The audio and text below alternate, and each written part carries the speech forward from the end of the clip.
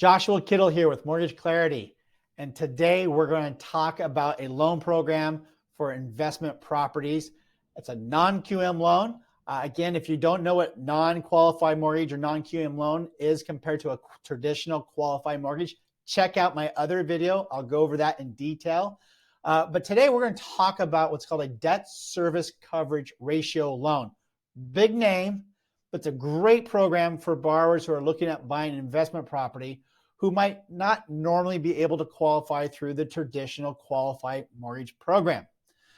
What the debt service coverage ratio does is it actually allows the borrower to use the property and its ability to generate income to service its own debt, as opposed to the consumer or the borrower having to use their income to service that debt as well as other debt that they might have. So this is a great program, again, for borrowers that might just be kind of falling outside that, because with a conventional loan, the debt to income ratios are much tighter on investment properties than primary homes. And again, it doesn't take into account that what the specific property is doing. So the way this works is the lender is going to derive an income from the property that will be supported either by what the appraiser states that the fair market rents are for that property, compared to what the actual current rents are. So if it's already a rental property and you're buying it and you're going to maintain it as an investment property, then they would use the lower of what the appraiser states fair market rents are compared to what the actual current tenant is, even if that tenant's renting well below market rates. Now, obviously, because you're using income of the property to qualify for the loan, it must be an investment property. So this program does not work for primary homes or secondary homes, even if the secondary home is a vacation home where you plan to Airbnb it and just use it part-time. So this is going to be an investment loan. But essentially, let's just say that your property goes out there, and let's say your payment on this property you want is $2,000 per month with your taxes, your homeowner's insurance, and all that good stuff. It's a vacant home. The appraiser goes out, does his appraisal, and comes back and says the fair market rent on this home is $2,300. Now the lender, and this again, I'm going to just qualify here, just kind of a little disclaimer. Every lender can do these loans differently. So I'm talking about it from kind of how we do these. So it's not unilateral.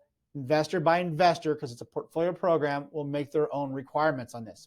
So let's just say now, back to that example, your payment all in is $2,000 a month. Appraiser says rents are $2,300. On this program, we use 100% of what the appraiser says the rents are, or actual rents, the lower of those two, to qualify. So in this case, your rents are $2,000. You're making $2,300 rental income.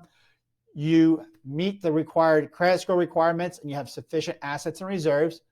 That is a over 100% debt service ratio, and therefore you qualify for it. Now, one thing that's unique about this program is it actually doesn't even have to fully qualify. Again, depending on credit score and amount of assets you have in reserves, it's possible that you might have a scenario where maybe your rents are $2,000, or not your rents, but your payments $2,000 a month. Your gross rents coming in are $1,900 a month, so you're actually having to feed this $100 per month, but it's still possible to qualify. So the big takeaway is a debt service coverage ratio loan is where the property's ability to generate income as it relates to its debt, if it's within guidelines and the borrower has sufficient credit and assets to qualify, you don't use personal income to qualify. So it's a great program.